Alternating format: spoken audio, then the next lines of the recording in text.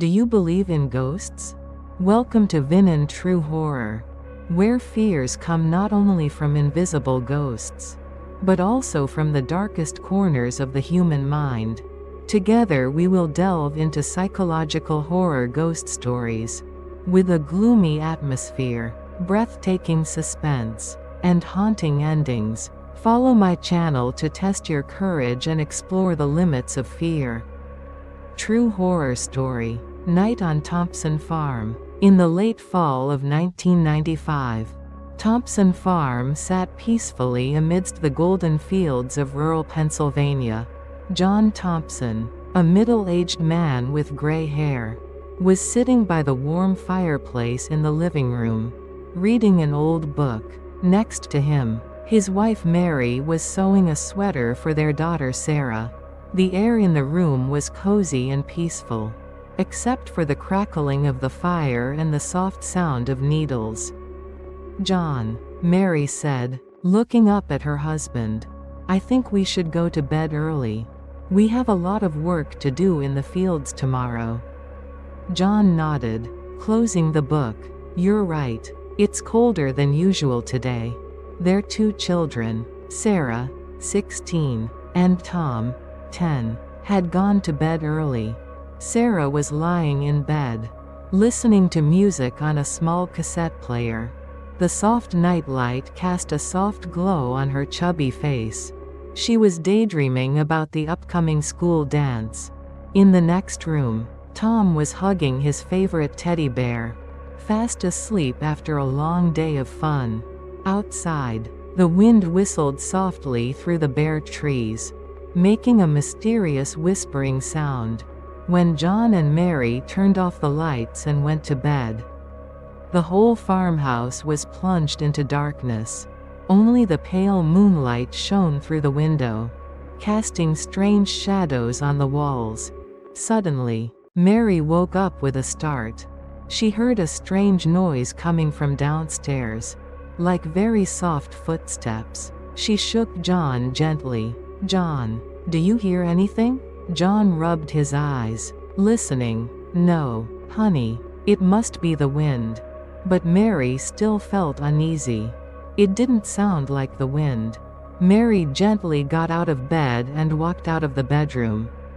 She tiptoed down the creaking wooden stairs. The darkness downstairs was so thick that she could barely see anything. She tried to listen, but all she could hear was her heart pounding in her chest. Suddenly, she felt a cold chill run down her spine. She felt like someone was here. In the darkness, watching her, Mary softly called out, "Is anyone there?" Her voice trembled in the quiet space. There was no answer. She turned on the flashlight on her cell phone, the weak light dispelling some of the darkness. She walked slowly towards the living room, sweeping the flashlight around. Everything seemed normal, but when the flashlight shone on the large window, Mary was startled. She saw a tall black figure standing outside, staring inside. Mary screamed in horror, dropping her phone to the floor. The black figure outside seemed startled. It moved slightly and disappeared into the darkness. John heard his wife's scream, and hurriedly ran down the stairs. "Mary, what's wrong? What's wrong?" Mary pointed to the window, her face pale. I saw something outside." John looked out, but saw nothing. "I didn't see anything. Mary, you must be hallucinating." But Mary was sure of what she had seen. She couldn't be mistaken. That night, neither John nor Mary could sleep. They lay in bed, listening for the slightest noise coming from outside. A feeling of unease pervaded the house. The next morning, John decided to check around the farm. He went outside, looking closely at the footprints on the wet ground. He found several strange footprints, much larger than his own, leading from the woods behind the house to near the living room window. John returned to the house anxiously, telling Mary what he had seen. They both felt a vague fear spreading. They did not know who had followed them last night, or why, but they all had a bad feeling that the peace of the Thompson farm had been broken, and that something terrible was about to happen. Little did they know that, in the darkness of the forest, a pair of eyes were still watching them, silently waiting for the right moment to strike. John frowned, looking at the footprints in the wet ground. They were large and deep, unlike any of the family or previous employees. Mary stood beside him, clutching her husband's arm, her face still filled with horror after what she had seen last night. "Who do you think it is, John?" she asked, her voice shaking. John shook his head. "I don't know, Mary, but it's definitely not a good person." Sarah and Tom stood behind their parents, their eyes wide with worry.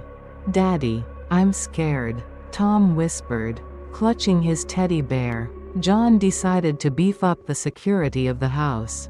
He checked all the doors and windows, making sure they were locked. He even put large wooden bars behind the doors just in case. "We'll be fine," he tried to reassure his wife and children, but his voice sounded uncertain. "I'll go out and check around more closely. The children are in the house. Don't come out until I get back."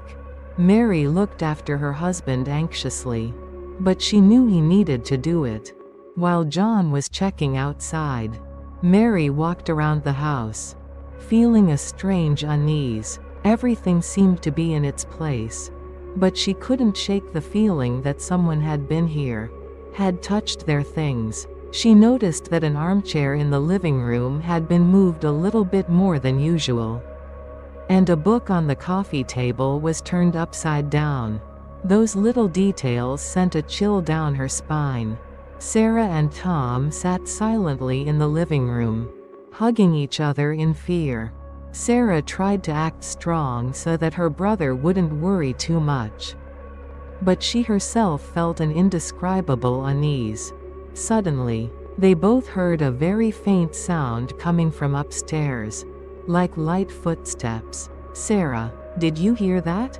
Tom whispered, his eyes wide. Sarah nodded, hearing it too. They both listened in silence, but the sound did not repeat. When John returned to the house, he sighed. "I didn't find anything else," he said. "It must have been a stray." But Mary didn't believe him. She told her husband about the unusual signs she had seen in the house. John frowned, and he began to worry too. He decided to call the local sheriff to report the incident. After listening to John's story, the sheriff didn't seem to care much. He said it was probably just a few mischievous teenagers, and advised John to be more careful. The police's indifferent attitude made John feel helpless and isolated. That day passed in tension and anxiety. The Thompson family tried to maintain a normal life, but a heavy atmosphere hung over the house. John tried to work in the field. Mary struggled in the kitchen, and Sarah and Tom tried to study, but their eyes were always on the window, and every little noise made them jump. The feeling that someone was watching them did not disappear. At night, when the whole family was sitting down to dinner in silence, a loud noise came from outside, as if someone was throwing stones at the window. Everyone was startled, and the food in their hands fell. John rushed to the door, but when he opened it, there was no one there. There were only a few small stones scattered on the windowsill. This incident made the fear in their hearts increase to the peak. They knew that this was no longer a joke. That night, the Thompson family decided to sleep together in the living room, all together on the sofa and armchairs. John held his shotgun, ready to deal with any danger. Mary held her two children close to her, praying silently. Darkness enveloped the house, and the silence was suffocating. Suddenly, they heard a light scratching sound at the door, like claws scratching wood. The sound echoed in the darkness, sending terror into the hearts of every member of the Thompson family. They knew that the dark killer had come. The terrifying scratching sound of the wooden door echoed in the quiet night, sending terror into the Thompson family's hearts. John tightened his grip on the shotgun, but this time he did not rush to fire. His eyes looked anxiously at his wife and children, who were trembling. "Mary, get the kids out of here," he whispered, his voice urgent but trying to stay calm. "We'll go up to my bedroom. The door is thicker there." Mary nodded, tears welling up in her eyes, hugging Sarah and Tom tightly, pulling them after her husband. They crept along the dark hallway, their footsteps echoing in the silence. Tom spoke softly. Sarah tried to hold her brother close, comforting him with trembling whispers. John took the lead, shotgun raised, ready to face any danger. When he reached the bedroom, he quickly slammed the door and locked it. "Help me wedge this cabinet against the door," he said to Mary, his voice urgent. Together, the couple pushed the heavy wooden wardrobe across the door. As soon as the wardrobe was wedged in, the scratching at the door suddenly became more intense. The person outside seemed to be using all his strength to break the door. Loud banging sounds rang out, causing the door to shake violently, small pieces of wood falling to the floor. "He'll break it," Mary cried out in panic, hugging her children tightly. John gritted his teeth. "We have to hold on. I won't let him in here." He pointed the gun at the shaking door, his finger resting lightly on the trigger. The banging grew louder, and a large crack appeared in the wooden door. There was a terrifying crack sound, and a large hole appeared right next to the lock. A dark, skinny hand reached in, trying to fumble with the latch inside. John didn't hesitate. He raised the gun and fired a shot at the door, right next to that hand. A scream of pain came from outside, and the hand quickly withdrew. "Dad, you hit him," Sarah whispered, her eyes wide with fear. But the person outside did not give up. After a few seconds of terrifying silence, he began to kick the broken door with his feet. The repeated kicks made the door shake violently, and the hole grew larger. John knew that the door would not last long. "We have to find another way out," he said quickly. "There's a window at the back of the room." They hurried toward the window, John carefully looking out. It was pitch black, impossible to see anything. "We can't jump," Mary said, her voice worried. "It's too high." John looked around the room, his eyes stopping at the large wardrobe. "We'll hide in there," he said. "At least it will cover us for a while." They quickly opened the closet door and crawled inside. The four of them huddled together in the cramped, dark space. From inside the closet, they could still hear the killer trying to break down the door. The door flew open with a terrifying scratch. The shadowy killer had entered the room. They could hear his heavy footsteps pacing around the room, his panting and his unintelligible mumblings. "I know where you are." His voice was hoarse, carrying a cruel and sickening pleasure.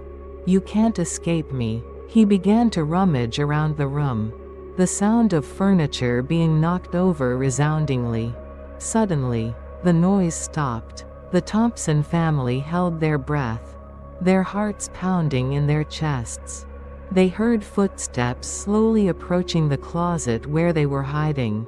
A cold, bony hand touched the closet door, then slowly opened it. Darkness poured in from outside, and in the dim moonlight they saw the gaunt, distorted face of the shadowy murderer, his eyes glowing ominously in the darkness, staring straight at them. Those eyes were deep and black, without any light of life or compassion. only a sick hunger and a smoldering hatred. John, with a fatherly instinct, immediately pushed Mary and the 2 children behind him, trying to shield them with his body. "Run," he whispered, his voice choked with fear but still full of determination. He raised the shotgun, aiming straight at the dark figure standing at the door of the cupboard. The killer stood there, motionless for a moment, seemingly surprised by John's action. His face was gaunt and thin, his skin pale as death, and a hideous smirk appeared on his lips. The killer did not flinch. He slowly stepped inside the narrow cupboard, his tall body almost filling the space. The stench from his body hit the Thompson family's noses, making them feel nauseous. John tried to retreat, but his back hit the cold wall of the cupboard. Mary hugged Sarah and Tom tightly, all 3 of them trembling like autumn leaves. The space in the cupboard became more stuffy and terrifying than ever. In desperation, Mary grabbed the old flashlight on the shelf, turned it on and shone it straight at the murderer's face. He squinted, seemingly uncomfortable with the sudden light. Taking advantage of that moment, Mary shouted, "Run, children," then pushed Sarah and Tom out of the cupboard. Sarah quickly grabbed her brother's hand, trying to pull him out. John also retreated, giving his wife and children a chance to escape. Sarah and Tom rushed out of the cupboard, running towards the bedroom door. But the murderer grabbed Tom's collar in time, pulling him back. Tom screamed in horror, trying to struggle. Sarah stopped, looking at her brother being held tightly by the murderer, her eyes filled with fear and helplessness. "Tom," the girl screamed, trying to run back to save her. John saw his son being captured. Anger and despair welled up in his heart. He rushed towards the murderer, swinging the butt of the gun at his head. The murderer roared in pain, let go of Tom and turned to attack John. A terrible struggle took place right in the narrow bedroom. The sound of broken furniture, gasps and broken bones echoed in the darkness. Mary hugged Sarah tightly, trying to pull her out of the room, looking for another way out. Mary and Sarah tried to climb through the bedroom window, but it was locked. Mary used all her strength to hit the glass, but it only cracked. Inside the room, John was being pinned to the floor by the murderer, who was pressing on John, a shiny dagger appearing in his hand. John tried to resist, but his strength was no match for the murderer's ferocity. In a moment of despair, Sarah saw the night light on the nightstand next to the bed. She grabbed it, ran to the murderer who was pressing down on her father, and slammed the lamp on his head. The murderer roared in pain. He let go of John and turned to look at Sarah, his eyes red with anger. He raised the knife, preparing to attack her. Mary screamed in horror, rushed to hug Sarah tightly, shielding her daughter with her own body. The cold sound of the knife cutting through the wind echoed in the dark night, and a scream of pain tore through the silence of the Thompson farm. Mary's heart-rending scream echoed in the cramped bedroom. John rushed forward in time, pushing Mary and Sarah aside, but the murderer's sharp blade still managed to graze Mary's shoulder, making a long and deep cut. Fresh blood immediately gushing out, dyeing her thin nightgown red. Sarah screamed in horror, hugging her mother tightly, tears streaming down her face. John gritted his teeth, anger and despair welling up in his heart. Ignoring the dull pain from the wound in his abdomen, John rushed at the murderer. He grabbed his wrist tightly, trying to pull the knife out. The murderer growled like a wild animal. He swung his other hand and punched John hard in the face, causing him to stagger back. But John did not let go. He tightened his grip, using all his strength to knock the murderer to the floor. The two men struggled in the darkness. Gasping and loud collisions resounded loudly. Mary, despite her injuries, still tried to get up. She looked around the room, searching for anything that could be used as a weapon. Her eyes stopped at the night light that had fallen to the floor. A sharp piece of broken glass lying nearby. She crawled over, carefully picking up the piece of glass. Her hands shaking but her eyes determined. Sarah hugged Tom tightly, trying to pull her brother away from the danger zone. Hiding in a corner of the wall. During the struggle, the killer's black hood slipped off, revealing part of his face. The dim moonlight shone in. John was horrified to recognize that face. It was the face of Bill, their gentle and kind neighbor. Bill's eyes were bloodshot, no longer friendly, replaced by a terrifying hatred and madness. "Bill, why you?" John stuttered, unable to believe what he was seeing. Bill didn't answer. He just growled and tried to stab John with the knife.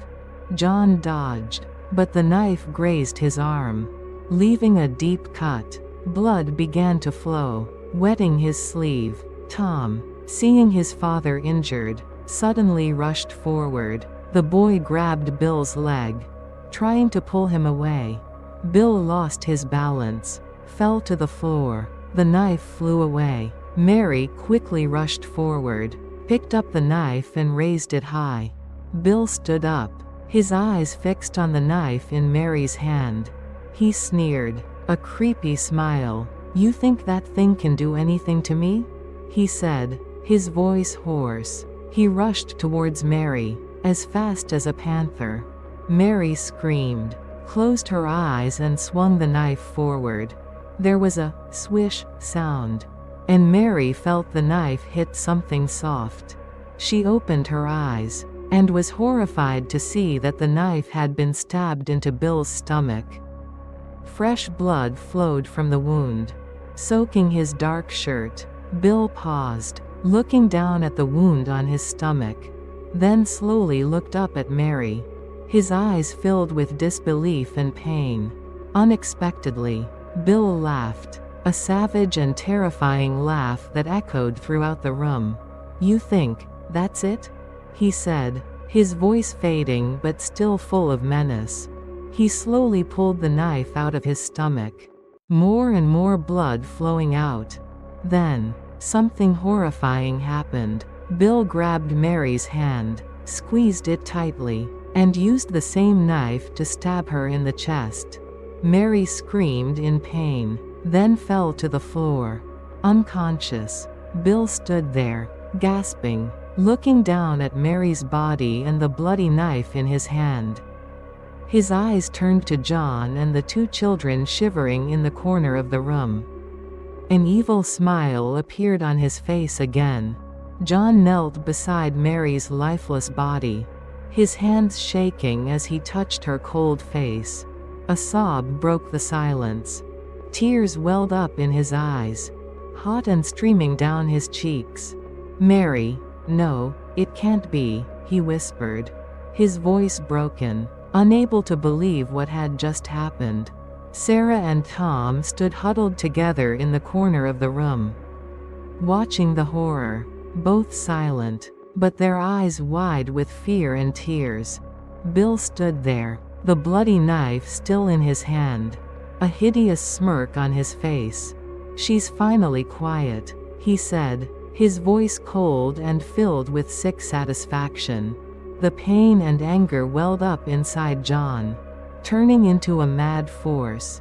He roared like a wounded animal, charging at Bill with all his rage. Bill seemed surprised by this sudden attack. He quickly raised the knife to defend himself. John grabbed Bill's knife-wielding arm, trying to snatch the weapon. But Bill was much stronger than him. He pushed John aside, causing him to fall to the floor. Not giving up, John quickly stood up, rushed at Bill again. This time, He did not try to snatch the knife anymore, but used all his strength to punch Bill in the face. A pop sound rang out. Bill staggered back. He held his face. Blood began to ooze from the corner of his mouth. John did not give him a chance to counterattack. He continued to attack, punching and kicking Bill repeatedly. The sound of broken bones echoed in the room. The fight became extremely brutal and bloody. Sarah and Tom witnessed the scene of their father fighting with the person who killed their mother. Both were extremely scared. Sarah hugged her younger brother tightly, trying to shield him. Tom sobbed, "Daddy, Daddy." Sarah couldn't hold back her tears either, but she tried to stay calm to comfort her brother. "We have to escape, Tom," she whispered. "We have to get out of here." While John was trying to hold Bill back, Sarah pulled Tom towards the bedroom door. She tried to turn the doorknob, but it was locked from the outside. Desperate, she looked around the room, looking for another way out. Her eyes stopped at the small window at the end of the room. She quickly pulled Tom towards it. John noticed the two children trying to escape. He used all his strength to push Bill away and shouted, "Run, run!" Bill roared angrily. He quickly stood up and rushed towards the two children.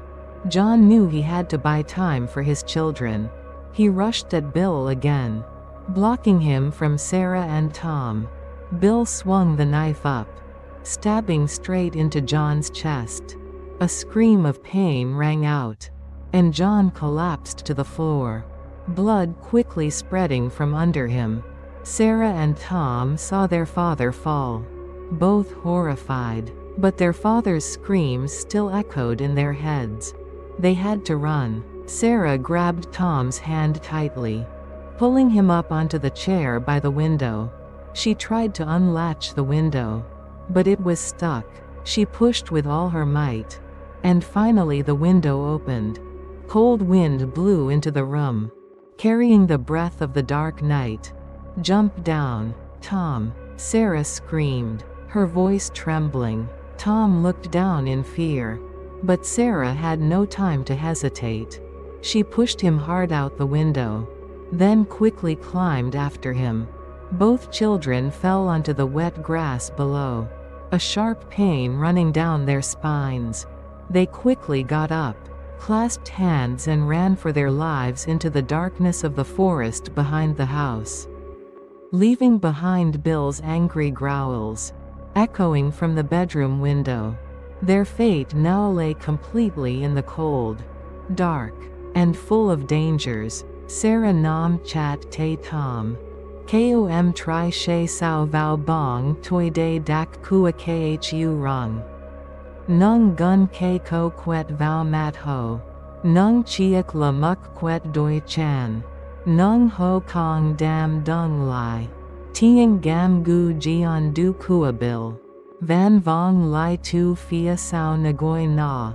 Mu mo loi wa ve su tri doi kong nung. Hoi tho kua Sarah gap gap. Long nuk ko do noi. Nung ko biat min phi man mi vi Tom. Nyan len, Tom. She nhanh hun nua. Ko ti tham. Jiang ko run ray nung de quay tam. Tom ko len. Nung van ko gang theo kip kai gai. Doi chan no be kua kao be vap phi nung ri ke. Te na tren mat dat. Bong toi bao trum le khu rung. Kien moi tu tro nen mo ho va dang so. Sarah ko gang din hong bang an trang yu ot suyen kwa kela. Nung moi ke koi du trong jiang nha u trong bong dem. Ho she kwa nung bui ke ram rap. Nung con doc tron truit. Tri tim ho dap tin thich trong long nuk mu muon nha ra y. Kai Sarah, m met qua. Tom ko len. Jiang kao bei lak dv kiet suk va so hai. Sarah dung lai mo chut. Chat lay try. Ko len. Tom. Chung ta sap thot roy. Bo mi se doi theo chung ta. Ko gang tran and try. Nung chin ko kung kong chak chan ve du. Tieng chan nong ne kua bil vang len nge kang gon. Zhao zak kua gun ke ge doi buok chan han ta nu tieng sam ren trong dem tin mish. Dao biat chang mei o do roy. Lu en hok. Jiang han ta kan vang vong trong khu rong. Mang theo su doc ak va thich tu ben hon. Chung mei kong the tron thot koi dao do. Dao se bat duok chung mei thoi. Sarah rung min. Ko biat bil kong he bo kwok. Ho fi tim mo noi now duda now. Ngay lap tuk. Sarah ko tom den mo gok ke ko tu lan. Then ke rong ruit. Chung ta tron vao day. Ko ti tham. Day tom vao ben trong. Ban then ko kung kui vao theo. Ko gang tu min lai trong kong jian chat hep va toi tam. Ho nin tho lang nghe. Tieng chan kua bil dien gong qua gon du. Tieng zao zak kua la ko doi chan han ta. Hien tim ho nu nung dap.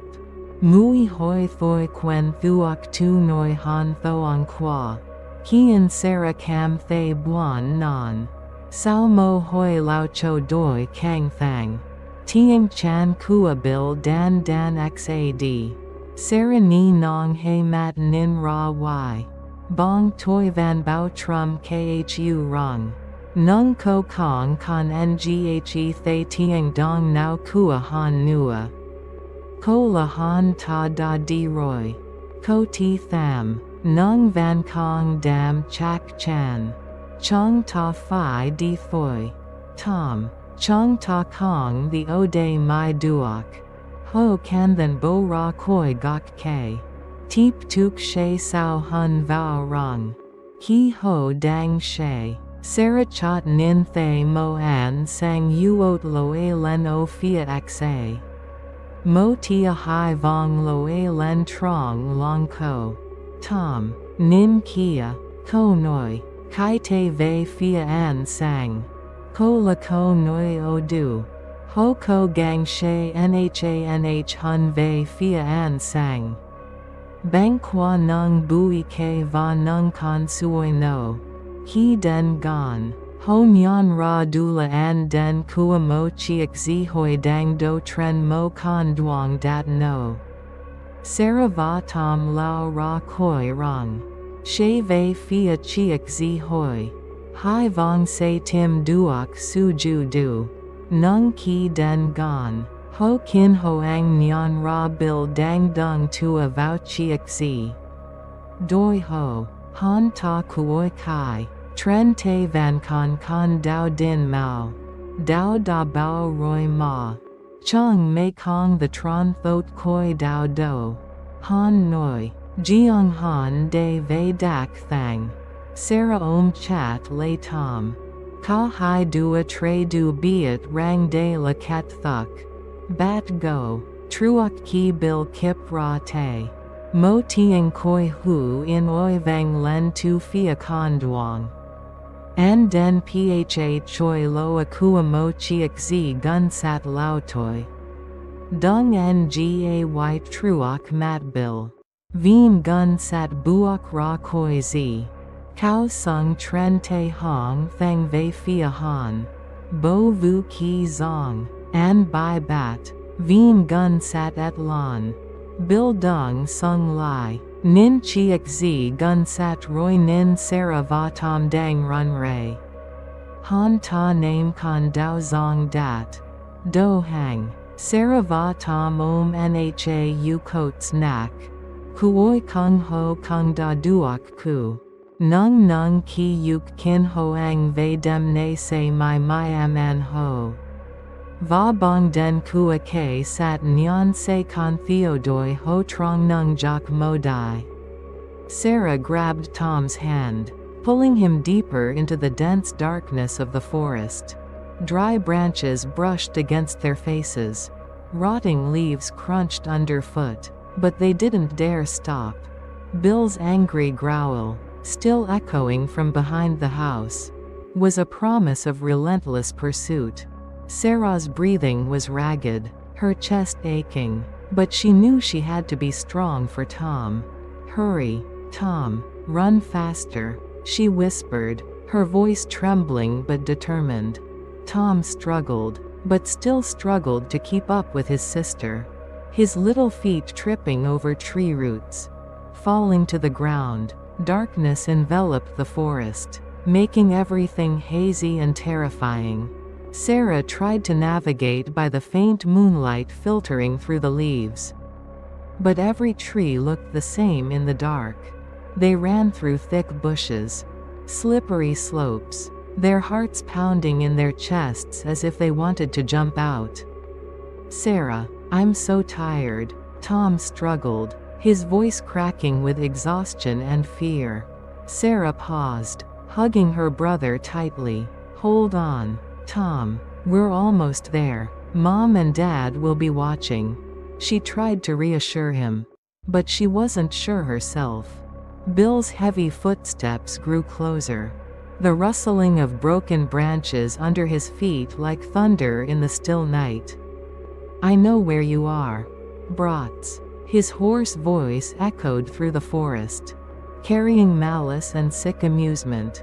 "You can't escape me, I'll get you." Sarah shivered, knowing Bill wasn't giving up. They had to find somewhere to hide. Now, Sarah pulled Tom to the base of a large, hollow tree. "Let's hide here," she whispered, pushing Tom inside. She followed, trying to shrink into the small, dark space. They held their breaths as they listened. Bill's footsteps passing nearby, the rustle of dead leaves under his feet, making their hearts stop. The familiar stench of him wafted over, making Sarah feel nauseous. After a long, tense wait, Bill's footsteps gradually faded away. Sarah gently opened her eyes to look outside. The darkness still enveloped the forest, but she could no longer hear any sounds from him. "Maybe he's gone," she whispered, but she still couldn't be sure. "We have to go, Tom. We can't stay here forever." They carefully crawled out of the tree, continuing to run deeper into the forest. As they ran, Sarah suddenly saw a faint light flashing in the distance. A glimmer of hope flashed in her heart. "Tom, look," she said, pointing at the light. "There must be someone there." They ran faster towards the light, through bushes and small streams. As they got closer, they realized it was the lights of a car parked on a small dirt road. Sarah and Tom rushed out of the woods, running towards the car, hoping to find help. But as they got closer, they were horrified to see Bill leaning against the car, waiting for them. He was smirking, the bloody knife still in his hand. "I told you, you can't escape me," he said, his voice full of triumph. Sarah hugged Tom tightly. Both children knew that this was the end. Suddenly, before Bill could do anything, a loud siren sounded from the road. The blinding headlights of a police car rushed over, stopping right in front of Bill. The policeman stepped out of the car, his gun pointed straight at him. "Drop your weapon, you're under arrest," the policeman shouted. Bill stopped dead, looking at the police car and then at Sarah and Tom, who were trembling. He threw the knife to the ground and surrendered. Sarah and Tom hugged each other and cried. They were finally saved, but the horrible memories of tonight would haunt them forever. And the shadow of the killer would haunt them in their long dreams. True horror story. Darkness over the manor. It was the swelteringly hot and humid summer of 2005 in Louisiana. Olivia, a college history major, had just gotten a summer job working at an old manor house called Belle Reve. The old house was located deep in the countryside, miles from the nearest town, surrounded by moss-covered ancient oaks and murky swamps. Olivia was excited about the job, both to earn some extra money and to learn about the history of the land. Mrs. Dubois, the current owner of Belle Reve, was an older woman, strange and somewhat eccentric. When Olivia arrived to work, Mrs. Dubois greeted her with a mysterious smile and a questioning gaze. "Welcome to Belle Reve, Olivia," she said, her voice hoarse. "Remember, never go into the basement after dark." Olivia quickly got used to her work, mainly helping Mrs. Dubois clean and tend the large garden. The Belle Reve house was very old, with long corridors, large dusty rooms and dim portraits hanging on the walls. Olivia felt that there was a gloomy, heavy atmosphere hanging over the house, as if this place was hiding a dark secret. In the early days of working, Olivia often heard strange noises coming from the basement at night.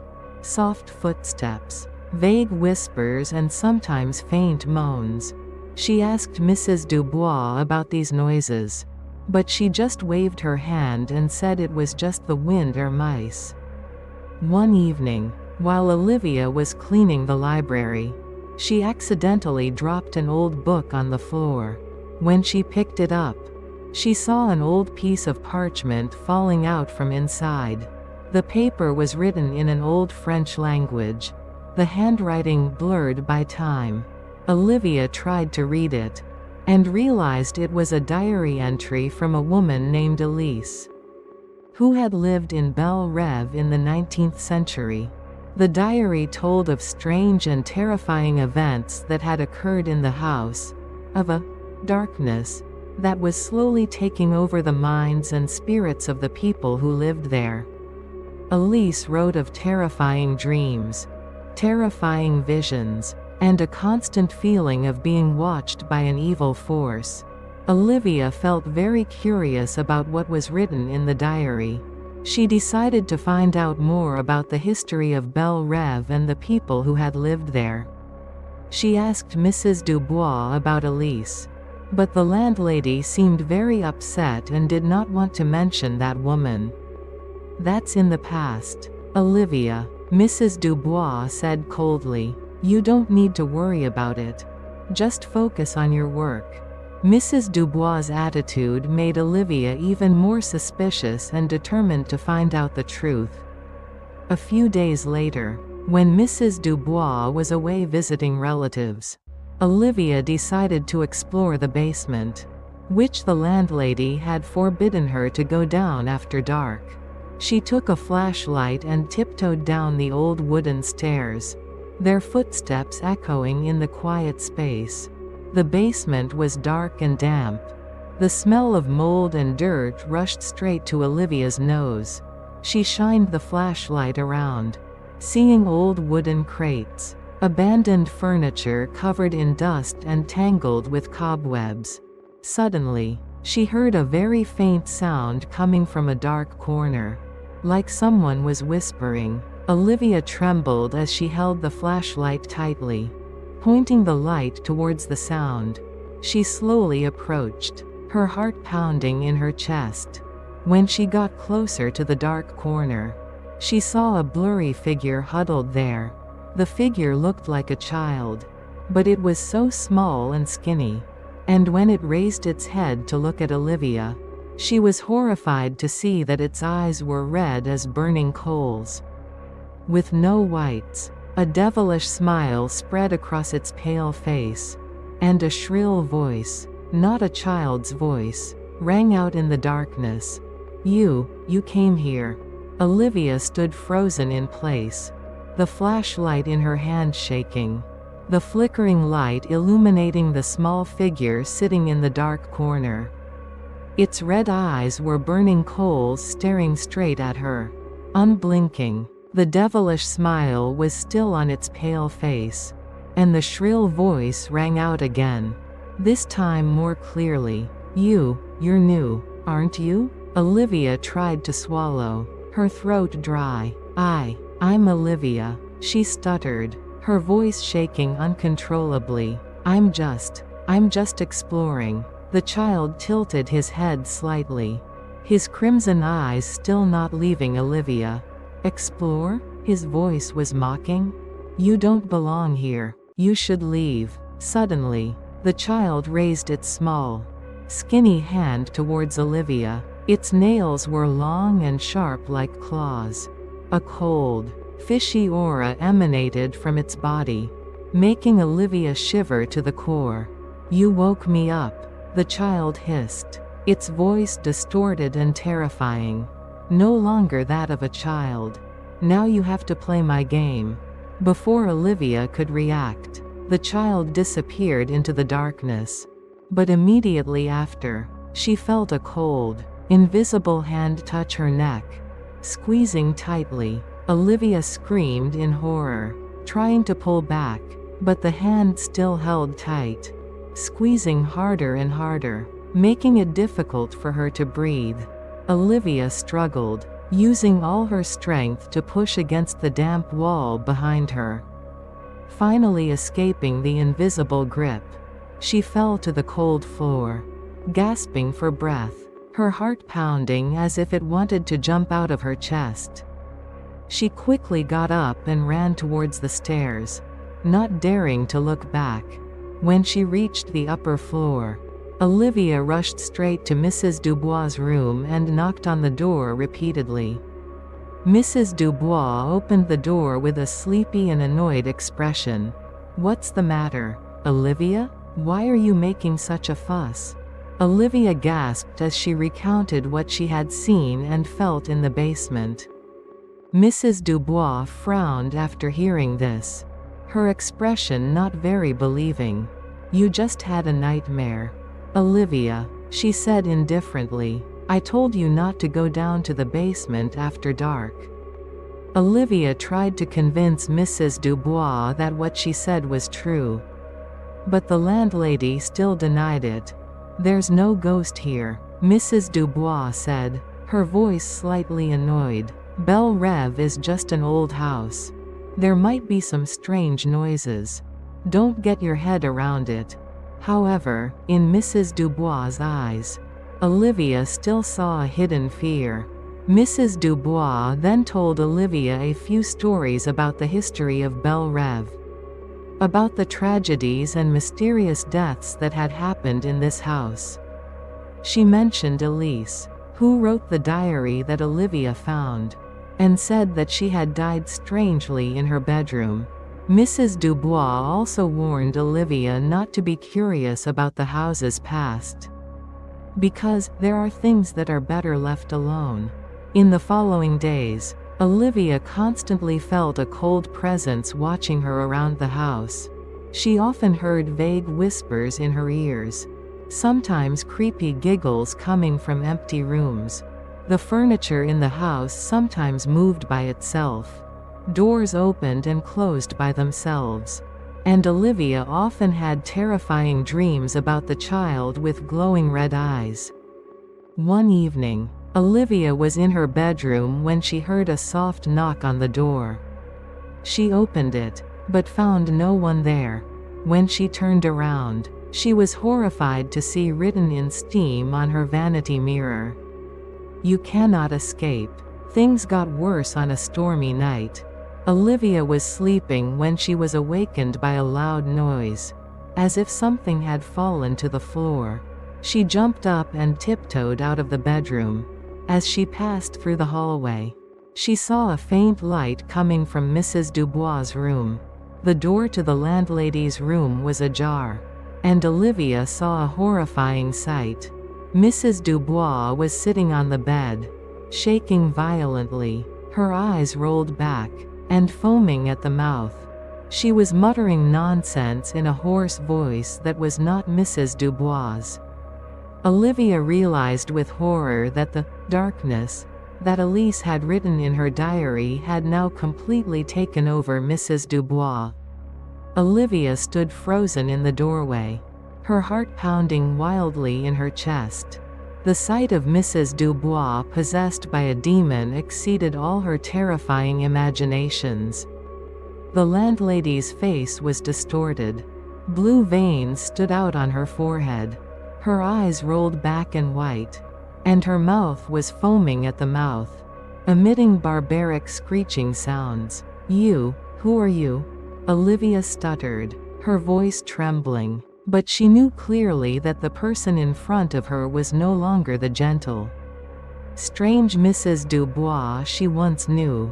I am the one who will tear you apart. A hoarse, terrifying voice rang out from Mrs. Dubois' throat. But it was not her voice. It was a deep, powerful and hateful voice, causing Olivia to feel an extreme horror. Mrs. Dubois, or rather the entity that possessed her body, slowly turned her head towards Olivia. Her white eyes stared at her, unblinking. A sinister, scheming smile spread across her twisted face.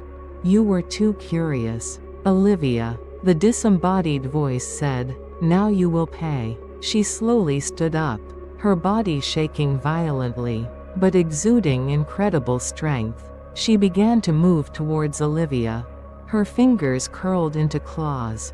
Olivia knew that she had to run, or she would not survive. Olivia turned and ran, rushing out of Mrs. Dubois' room and running down the stairs. She heard heavy footsteps chasing after her, along with the echoing screams of savagery. As she ran through the dark hallway, she saw the portraits on the wall seeming to sway. The eyes in the paintings seemed to be watching her with mocking looks. Olivia felt as if countless cold hands were trying to hold her back. She tried to run faster, her heart pounding in her chest, her breath coming in short gasps. She knew that she had to get out of this house as fast as possible. Olivia rushed out the front door, running straight into the dark garden. The rain was still falling heavily.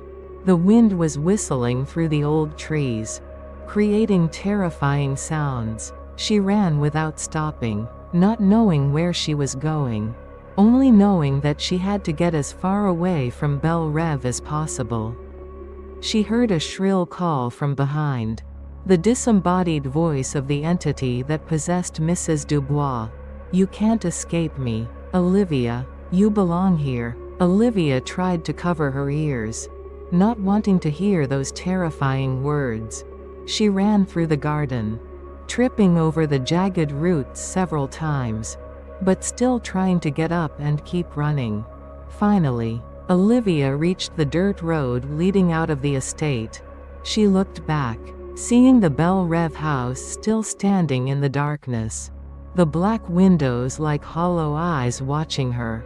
A flash of lightning revealed Mrs. Dubois standing on the second-floor balcony, her face twisted in rage, her red eyes staring straight at Olivia. She raised her arms to the sky, and a terrifying scream echoed throughout the area, tearing the night apart. Olivia knew that Mrs. Dubois, or rather the entity that controlled her, had seen her. Olivia ran along the dirt road, not daring to look back. She knew that she was being chased, and that evil entity would not let her go easily. Suddenly, she heard the sound of a car engine behind her. An old, black truck, without headlights, slowly approached her. Olivia felt an extreme fear. She did not know who was in that car, but her intuition told her that it was not a good person. The car stopped right next to her, and the door opened. A deep voice rang out in the darkness. Miss Olivia, please get in the car. Mrs. Dubois wants to see you. Olivia stood frozen on the dirt road, the rain still pouring down, soaking her clothes. The black van was still parked there, the door wide open, and the deep voice from before rang out again. Miss Olivia, don't be afraid. We're here to help you. Olivia looked inside the van. the darkness making it impossible to see the speaker's face. "Help me?" she asked, her voice filled with doubt. "Who are you? How do you know my name and Mrs. Dubois'?" A man stepped out of the van, tall and dressed in a long black coat. His face was stern, his deep eyes looking at Olivia with sympathy. "My name is Father Michael," he said, his voice warm but authoritative. "We know about what's happening in Belle Reve. We're here to help you and Mrs. Dubois." Olivia was still hesitant, but she had no choice. She got into the van and sat in the back seat. There was another older woman in the van, her face gentle, holding a Bible in her hand. "I'm Agnes," she said, her voice soft. "We're exorcists. We've been monitoring the unusual activity in Belle Reve for a long time." Olivia looked at the two of them in amazement, not expecting anyone to believe in such things. "But, how did you know?" she asked. Father Michael explained that they were a small group that investigated and solved cases involving demons. They had been receiving reports of strange phenomena in Belle Reve for many years. And when they heard about Olivia, they knew the time had come to act. The car quickly brought Olivia back to the Belle Reve estate. When they entered the house, the atmosphere was colder and darker than ever. The flickering oil lamps on the walls cast ghostly shadows on the old portraits. They heard faint moans coming from Mrs. Dubois' room. Father Michael and Agnes quickly headed towards the landlady's room, Olivia following anxiously behind. When they opened the door, a horrifying sight met their eyes.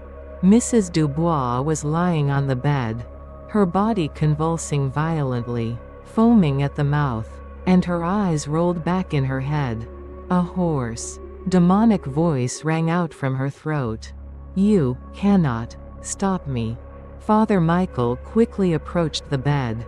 He raised the cross and began to chant prayers in Latin. Agnes also began to pray, her voice echoing in the quiet room.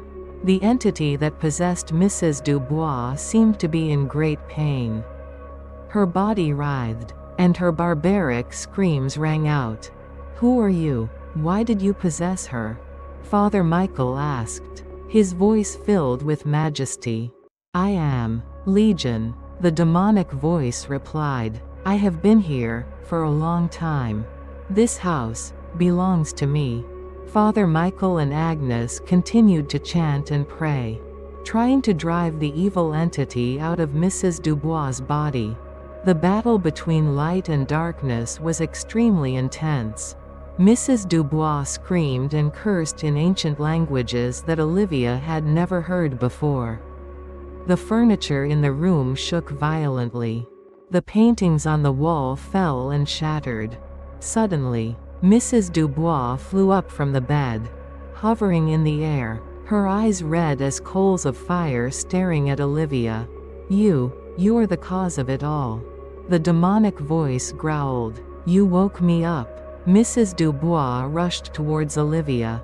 With extraordinary strength, Father Michael quickly pushed Olivia away, and took the full force of the evil entity's attack. He fell to the floor, the cross falling from his hand. Agnes screamed in horror. She continued to pray, her voice trembling but still full of determination. Olivia saw Father Michael lying motionless on the floor, blood flowing from his mouth. She felt a sense of extreme fear and despair.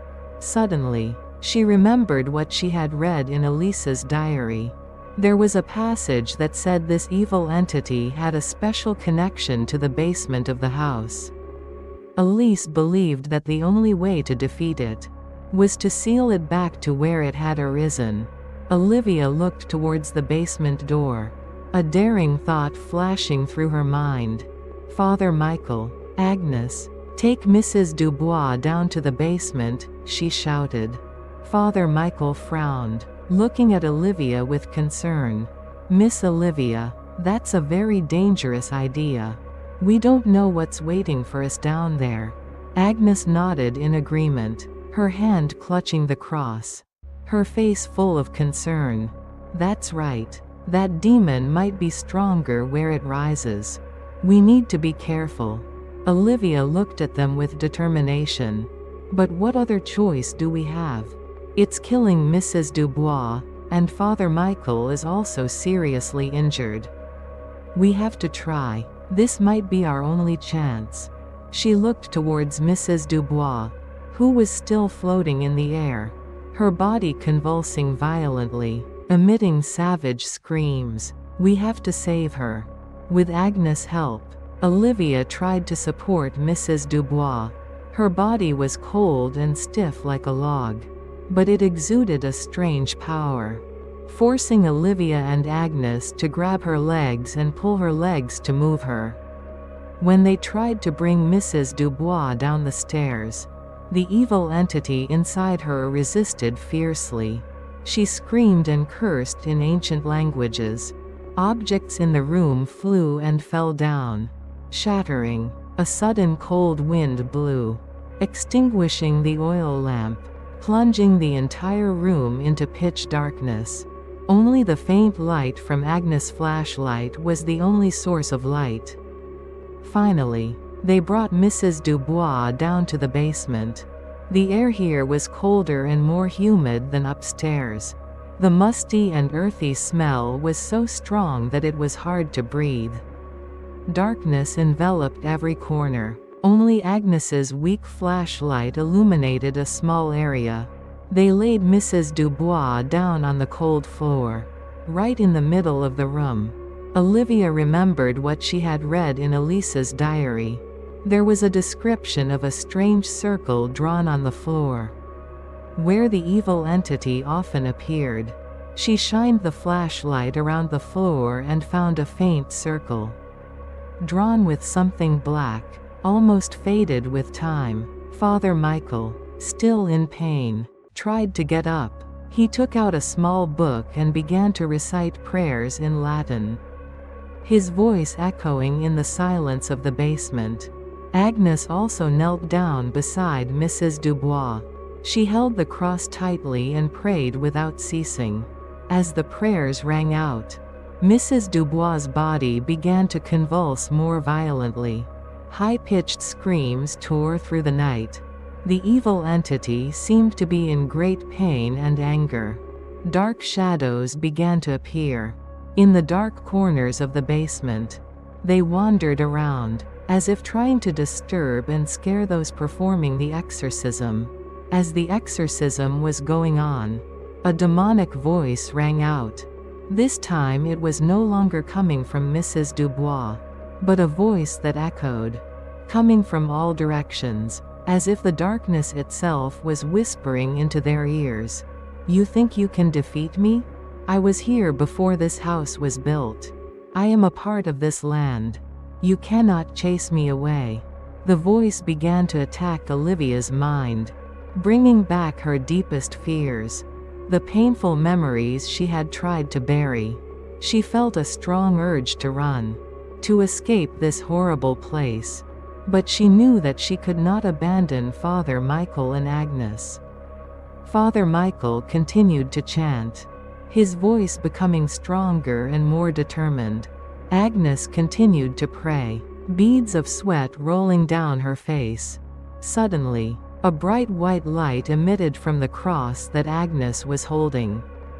The light spread throughout the basement, dispelling the dark shadows. Mrs. Dubois' body stopped convulsing, and a sigh of relief escaped her mouth. Her eyes slowly opened, and this time, Olivia saw the familiar clarity and kindness in Mrs. Dubois' eyes. Olivia, Agnes, Father Michael, what happened? She asked, her voice weak but back to normal.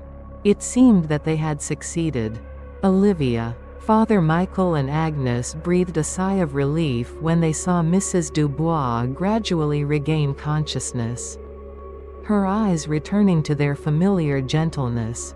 What just happened? Mrs. Dubois asked. her voice weak and full of confusion.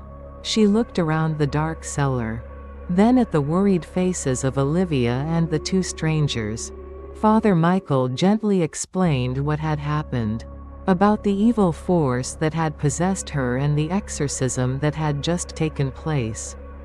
Mrs. Dubois' face paled as she listened. She hugged Olivia tightly, tears streaming down her cheeks. "Thank you, Olivia. If it weren't for you." After helping Mrs. Dubois calm down, Father Michael explained more about the evil entity that had haunted this house. He said that it was an ancient demon, imprisoned in this land for a long time. It took advantage of the suffering and crimes that happened in Bel Rev to increase its power and find a way to escape. Elise, who wrote the diary, was also a victim of it. She tried to resist, but in the end she couldn't escape the control of the demon.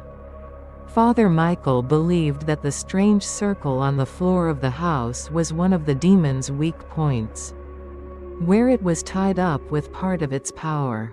While they were discussing how to seal the demon forever, a cold wind suddenly blew into the cellar. Agnes' flashlight flickered and then went out, and darkness enveloped everyone. A hoarse, angry voice rang out. "Do you think you can defeat me? I will never leave you alone." The shadowy shadows began to appear in the dark corners again. They wandered, screeched, threatened. They knew that the demon had not been completely defeated. It was still very strong and was looking for revenge. Suddenly, Mrs. Dubois screamed in horror. Her eyes rolled back, her face distorted in pain. The demonic voice rang out from her throat again. "Olivia, you will pay for daring to defy me." Mrs. Dubois rushed towards Olivia. With unbelievable strength, Father Michael and Agnes tried to stop her, but the demon's power was too great. They were pushed back. Olivia felt an extreme fear. She knew that she had to do something to save herself and the others. Olivia remembered what Elise had written in her diary, about an ancient ritual that could seal the demon back to where it had arisen. She quickly searched the dark cellar and found an old wooden box containing strange items that Elise had used in the ritual. With the guidance of Father Michael and Agnes, Olivia began to perform the ritual. She recited prayers in ancient French, burned strange herbs, and drew mysterious symbols on the floor. As the ritual reached its climax, a blinding white light engulfed the cellar, and a terrifying scream rang out.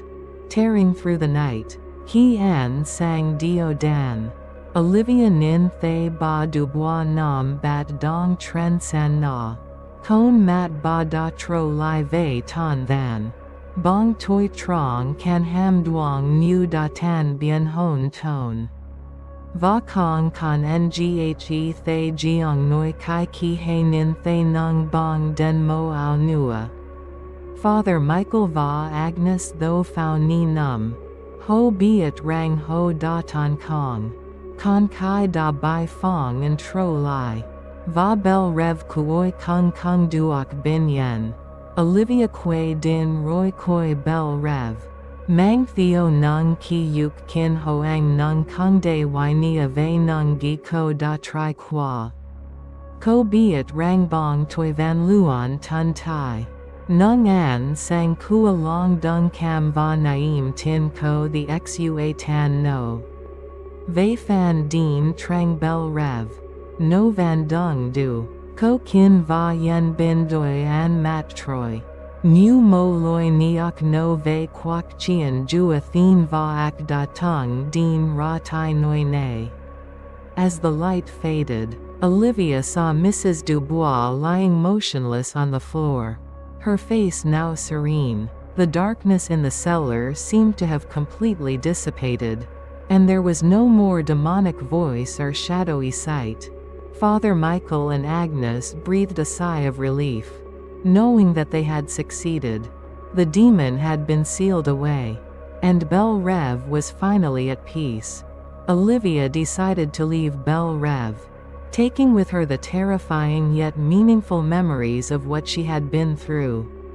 She knew that the darkness would always exist, but the light of courage and faith could dispel it. As for the Belle Reve estate, it still stood there, ancient and peaceful in the sunlight, a reminder of the battle between good and evil that had once taken place here. If you're brave enough to hear more haunting ghost stories, don't forget to subscribe and turn on notifications. The darkness still has many terrifying things waiting for you to discover. True horror story. Whispers from the sea. The cold sea breeze whistled against the gray stone walls of the ancient mansion.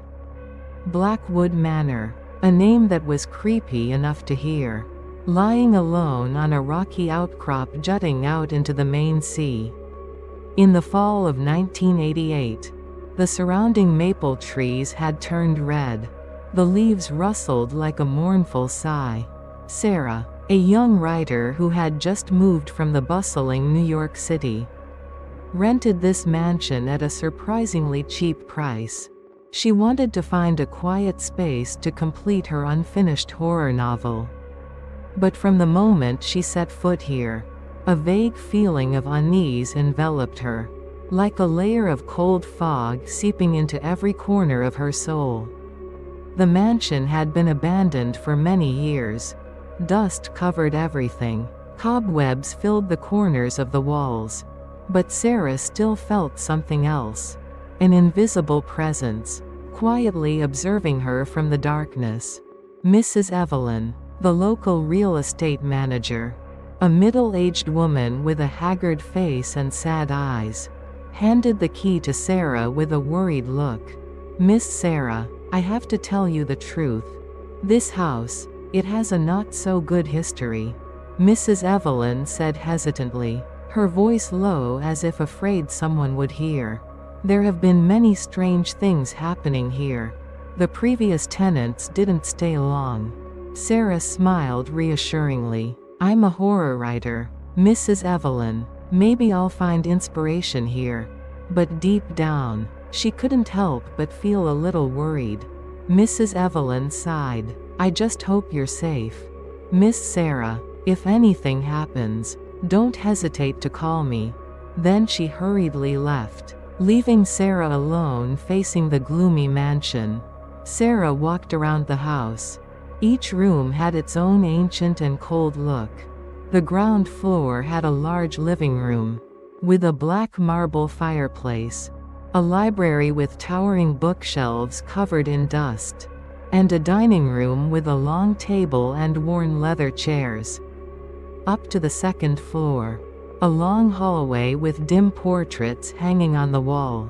At the end of the hallway, Sarah found a fairly large bedroom, overlooking the sea, a large window welcoming the weak light of the afternoon. She decided to choose this room as her place to work and rest. As soon as she entered, a cold wind suddenly blew through, shaking the curtains. Even though the window was closed, a slight creak sound came from the old wardrobe in the corner of the room, as if someone had just opened it. The first night at Blackwood Manor, Sarah tossed and turned, unable to sleep. The sound of the waves crashing against the rocks below sounded like a mournful sigh. The room was dark. Only the pale moonlight shone through the cracks of the window.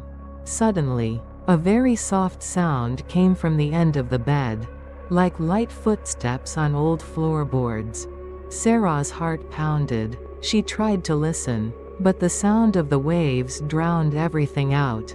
Then, a familiar creak sound came from the wardrobe again. This time clearer, more decisive. Sarah timidly called, "Is anyone there?" Her voice trembled slightly. There was no answer, only the creak sound repeated. Then silence. A cold feeling spread throughout the room. Sarah shivered, pulling the blanket over her head. The next morning, Sarah decided to check the wardrobe. The heavy wooden door opened with a loud creak. The inside of the wardrobe was empty. Nothing but dust and a musty smell. She carefully examined every corner, but found no sign that anyone had been in there. I must have imagined it, Sarah told herself, but her eyes still couldn't help but glance towards the wardrobe every time she sat down at the desk. In the afternoon, when Sarah was concentrating on typing on the computer, she suddenly heard a very small whisper, as if someone was calling her name. Sarah.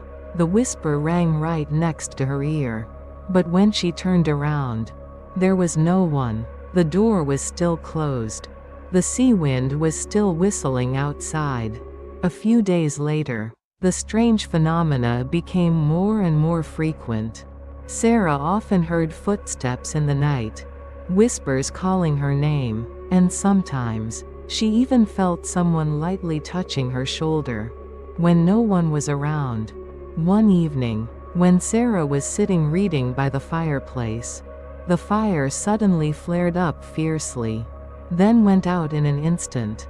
The room was plunged into cold darkness. Sarah hurriedly turned on the flashlight. The weak light swept across the room, and she saw, on the opposite wall, a scribbled line written in something dark red. "Leave here." The words trembled as if written in a hurry. Sarah stood up in horror, her heart pounding. She knew that this room, this Blackwood Manor, was not simply a quiet place to live, but it was hiding a dark and terrifying secret. The dark red words, "Get out of here," on the white wall were like a cold warning. It hit Sarah's eyes and made her stand still, her heart pounding as if it was about to jump out of her chest. Is this real?" she muttered, her voice trembling. She reached out to lightly touch the words. The viscous, cold liquid stuck to her fingertips. There was no doubt, this was not a joke. An extreme fear spread throughout her body. "I have to get out of here." That thought registered in her mind. But a strange curiosity, an urge to explore the truth behind these phenomena, held her back. "No, I can't give up so easily," Sarah told herself. Trying to calm down, she decided to find out the bottom of everything, starting with the history of this mansion. The next morning, Sarah called Mrs. Evelyn. Her voice was a little worried.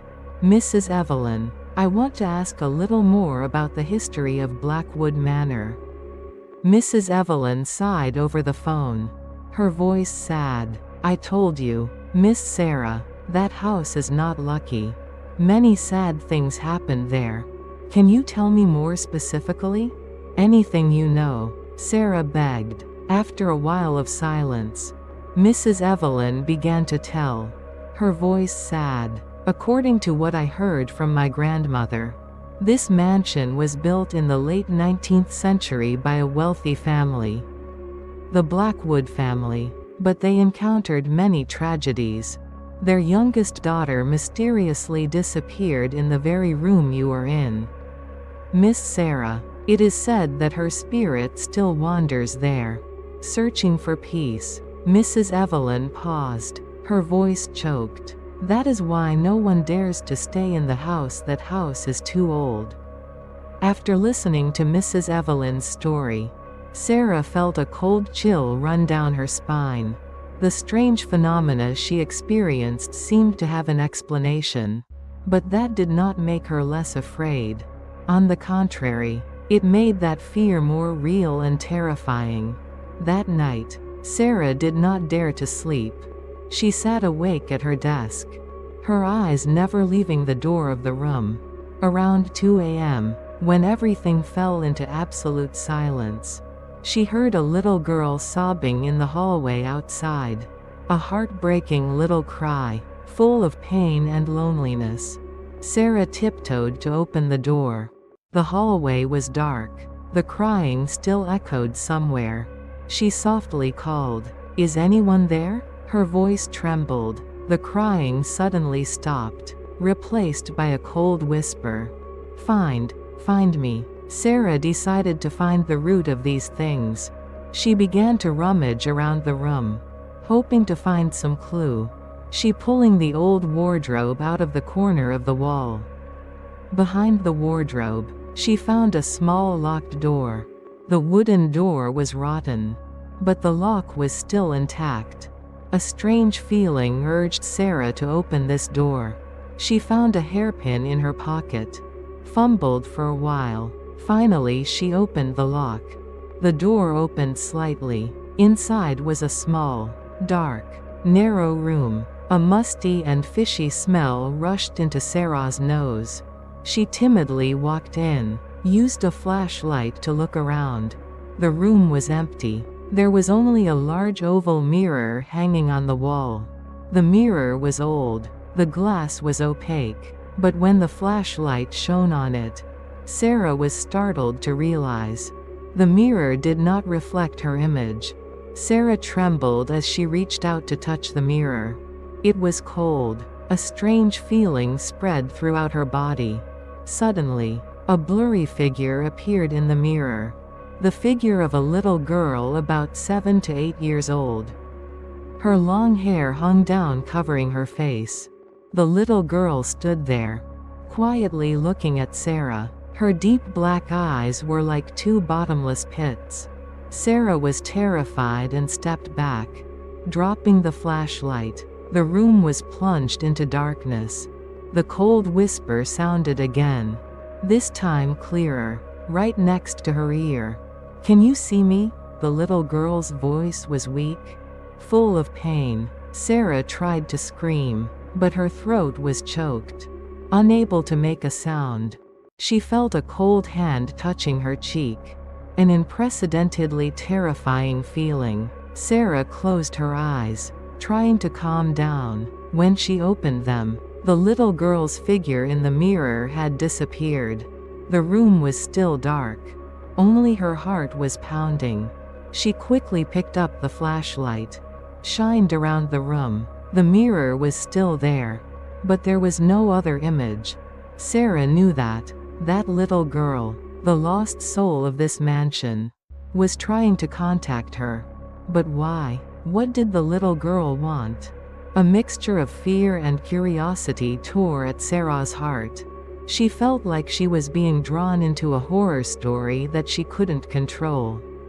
And perhaps, the price to pay would be very high. Sarah's heart was still pounding in her chest. Her breathing was rapid. The feeling of the cold hand touching her cheek still haunted her. "Can you see me?" The little girl's weak whisper echoed in Sarah's mind. She hugged herself tightly, trying to dispel the bone-chilling cold. "I can't panic. I need to calm down," she told herself. But the image of the little girl's deep black eyes in the mirror kept appearing in her mind. Sarah knew that she couldn't ignore what had happened. That little girl needed help. And somehow, she felt responsible for finding out the truth. "I have to find out more about her." Sarah was determined. She stood up, left the secret room, locked the door carefully, and returned to the bedroom. Tonight, sleep had completely disappeared. The next morning, after a sleepless night, Sarah drove to the small library of this seaside town. She searched the local history section, hoping to find information about the Blackwood family and their missing youngest daughter. The old librarian, a kind woman with her hair tied up in a bun, looked at Sarah with curiosity. "What are you looking for, my dear?" she asked, her voice slow. Sarah explained her interest in the history of Blackwood Manor. The librarian pondered for a moment and then said, "Oh, Blackwood Manor, it's a sad story, my dear. The youngest daughter of that family, Lily, disappeared mysteriously in the fall of 1910. People searched everywhere but found no trace." The librarian took out a pile of old, dusty newspapers. "Here, take a look. Maybe there's something there." The yellowed pages recounted the mysterious disappearance of little Lily Blackwood. The lines were faint but still exuded the family's panic and pain. Returning to the mansion, Sarah brought the old newspapers. She carefully read each line, trying to piece together the details.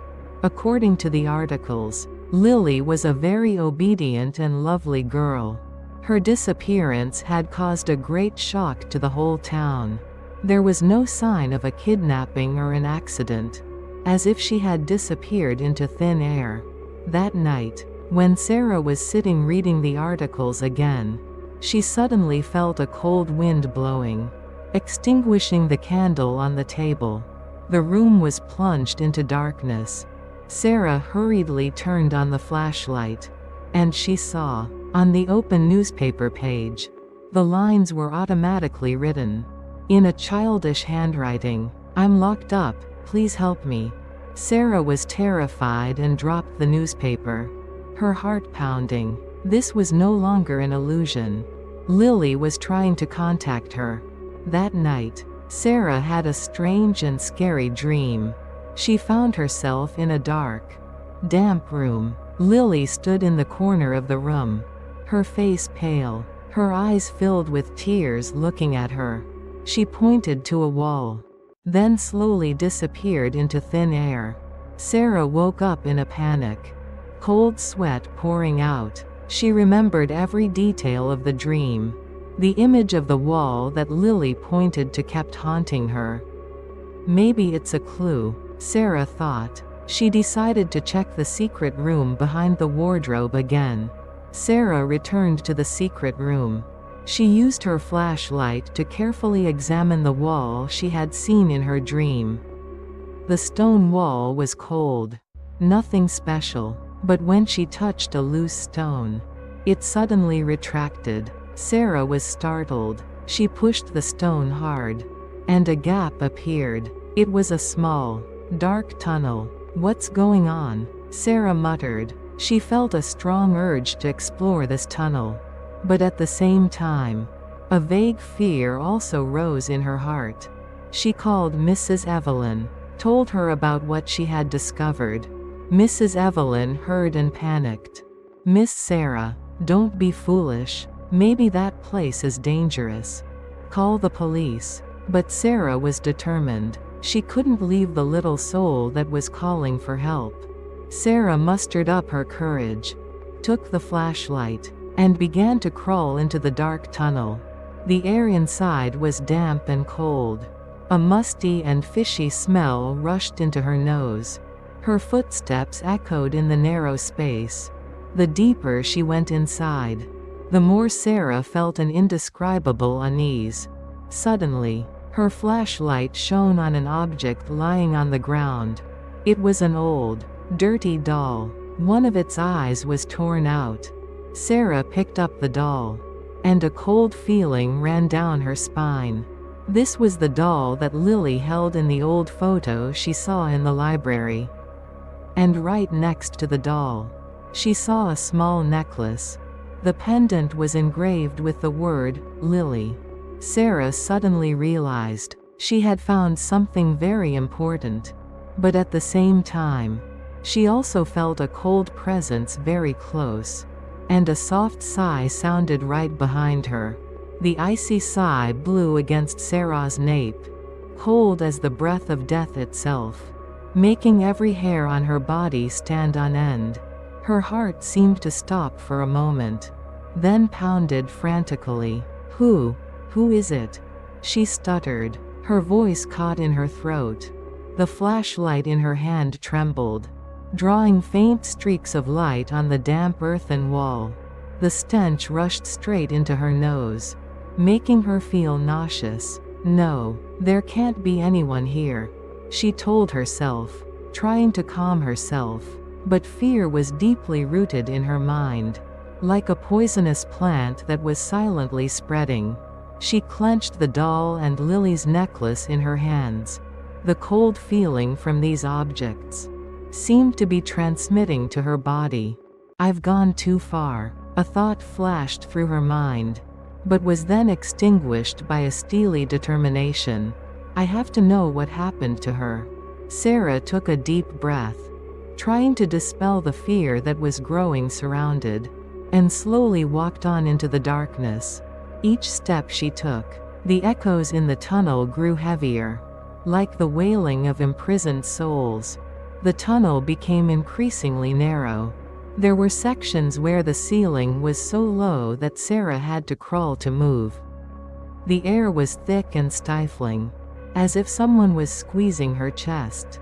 The thick, dusty spider webs brushed against her face, creating a creepy feeling, as if cold fingers were touching her skin.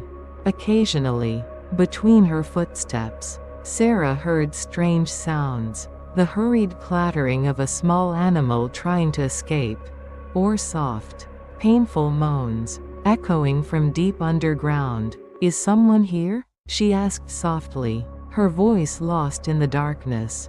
There was no answer, only the sound of the wind whistling through the cracks in the rocks. Sarah's flashlight shook slightly, shining on the earthen wall in front of her, and she saw deep, dense scratches, as if someone had tried desperately to escape from this place.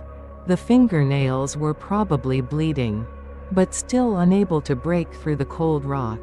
A feeling of pity and compassion welled up in Sarah's heart.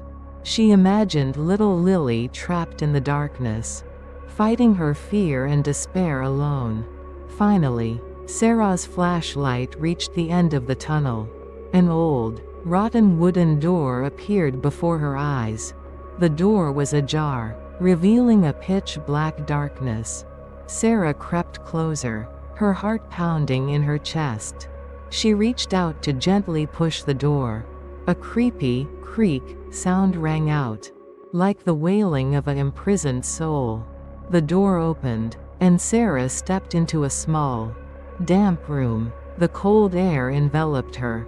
On the cold stone floor, she saw an old, dilapidated bed, ragged blankets, a broken dressing table, a cracked face, and scattered everywhere were children's toys. A porcelain doll with one eye broken, wooden chess pieces lying around, a rusty toy carriage. This was definitely Lily's room. Sarah felt a vague sadness, a deep sympathy welling up in her heart. She had just stepped into the room, when a terrifying bang sounded behind her. The wooden door slammed shut, slamming shut in front of her eyes. Sarah startled and turned around, trying to push the door, but it was stuck, not moving. "No, impossible," she cried out in panic, her voice lost in fear. She slammed her fist on the door, screaming for help, but all in vain. She was locked in this room, along with the darkness and the terrifying secrets. In the pitch-black darkness, there was only the faint light from the flashlight in her hand. Sarah was the only source of light. She tried to take deep breaths to calm down, but fear still surrounded her. Suddenly, a blurry figure appeared in the corner of the room, hidden behind the old bed. The figure of a small girl, long black hair hanging down covering her face. Lily, without a doubt. Sarah immediately recognized. The little girl's soul was here, in this very prison room. Lily slowly raised her face, her jet black eyes, deep like two endless black holes, looking straight at Sarah. That gaze no longer had the sadness in the mirror, but instead was a resentment, an extreme hatred degree. Then, Lily's small arm slowly raised, her trembling finger pointing towards another dark corner of the room, where the darkness seemed to be thicker. A cold, creepy whisper echoed in the quiet space. He did it to me, there." Sarah felt a cold chill run down her spine, her hair standing on end. She knew that Lily was trying to tell her something terrible, a dark secret that had been buried for many years. Sarah trembled as she followed the direction Lily pointed. Her flashlight flickered slightly, shining into the dark corner. And she saw, leaning against the moldy wall, a small human skeleton. The clothes had rotted over time, but there were still pieces of pale pink, frayed cloth left. Next to the skeleton, Sarah saw a tiny silver necklace. The pendant was the necklace she had found in the tunnel, meticulously engraved with the word, Lily. No, impossible. Sarah stuttered, tears welling up. She realized, this was the body of Lily Blackwood. The little girl had not disappeared, but had been brutally murdered. And the body was hidden in this secret room. An extreme horror, an indignation surged in Sarah's heart. She felt as if someone was squeezing her heart. A cold, gleeful laugh rang out in the darkness. It was not Lily's sobbing, but a man's laugh, shrill and vicious. "Have you found my secret?" The voice echoed in the room, carrying a deadly threat. Sarah turned around, the flashlight's light shakily shining into the darkness. And she saw, standing right in front of her, separate from the darkness, was a tall man's figure. His face was hidden by the darkness, but his eyes flashed a red light, full of hatred and madness. Sarah felt a terrible evil. A dark energy was enveloping the room. He let out a cackle. His voice was as creepy as the sound of metal rubbing. "You finally found yourself, Lily, but it's okay. You won't be alone anymore. We will be together forever." He slowly raised a shining knife. The sharp blade reflected the weak flashlight. His eyes were fixed on Sarah, revealing a bloodthirsty and mad look. Sarah screamed in horror, trying to retreat, trying to escape, but her feet were rooted to the floor. Unable to move, the black figure rushed towards her at a terrifying speed. And in that moment, in the end, Sarah only had time to see the sharp blade coming towards her, before everything was engulfed in a dark and terrifying silence. In the last moment before the darkness swallowed everything, Sarah had time to see the cold blade flashing in the weak flashlight. Then a sharp pain tore through her shoulder. A scream stuck in her throat. She fell to the cold floor, feeling the warm liquid seeping into her clothes. No, it can't be like this. The desperate thought in her mind. But her survival instinct rose. Sarah tried to get up, using all her strength to kick the man's leg. He paused for a moment, giving Sarah the opportunity to quickly retreat. She hugged her shoulder tightly. Blood flowed out and soaked her entire hand. The excruciating pain made her almost unable to stand. But she knew that, if she fell, she would die. The man burst out laughing.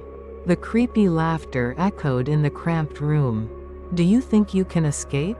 No one can escape me here." His voice was shrill, full of madness. He approached Sarah, the knife still in his hand. His eyes were bloodshot, like a hungry beast. "You've seen it, my secret, but you will never tell anyone."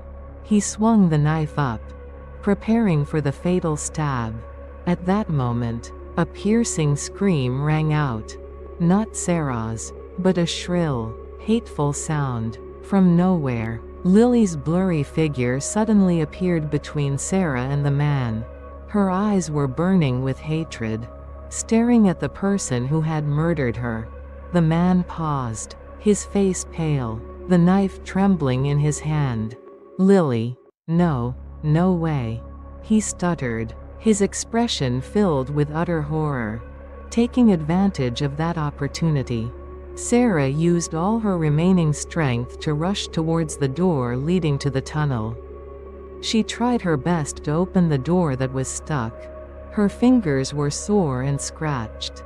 But she did not give up. Finally, the door gave in, opened. Sarah hurriedly crawled into the dark tunnel, crawled as fast as she could. Behind her, she could still hear the man's terrifying screams and Lily's hateful screams. It seemed like two souls were tearing each other apart in that room. Sarah did not dare to turn back.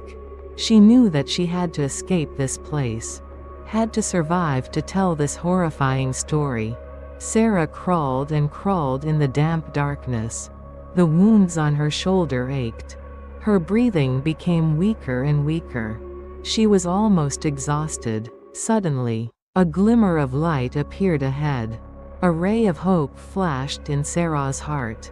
She tried to crawl faster, and finally reached the exit. She saw the pitch-black night sky and the rows of maple trees rustling in the wind. She had escaped from the tunnel. But as soon as she stepped on the ground, she staggered and fell. Her vision blurred. She tried to call for help, but her voice was lost somewhere. At that moment, a familiar voice rang out. Miss Sarah, Mrs. Evelyn, with a flashlight in her hand, ran towards her in a panic. Sarah woke up in a warm room. The light was soft. Mrs. Evelyn was sitting beside the bed. Her face was worried. Miss Sarah, you're awake. Thank goodness. Mrs. Evelyn breathed a sigh of relief. Sarah tried to sit up. The pain in her shoulder made her frown. What happened? She asked, her voice hoarse. Mrs. Evelyn recounted that she was worried when Sarah didn't call. So she went to the villa to check. She found Sarah lying unconscious near the exit of the tunnel. Sarah told Mrs. Evelyn the whole horrifying story she had experienced. About Lily. About the murderer. Mrs. Evelyn was terrified after hearing it. She said that there were many rumors about a strange man living in seclusion in the nearby forest. Maybe that was the one who murdered Lily in the past.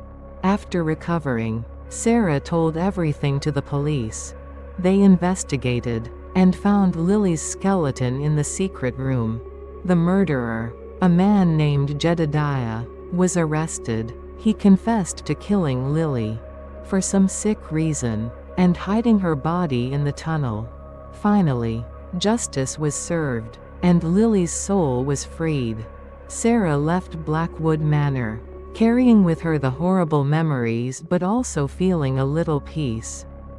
She knew that, although what had happened would forever haunt her, she had helped Lily find her final rest. And perhaps, that was the most important thing. Blackwood Manor still stood there, alone on the coast of Maine. But now, it was no longer a place of darkness and fear, but a place of remembrance for a small soul that had been freed.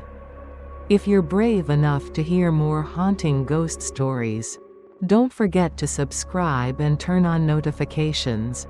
The darkness still has many terrifying things waiting for you to discover.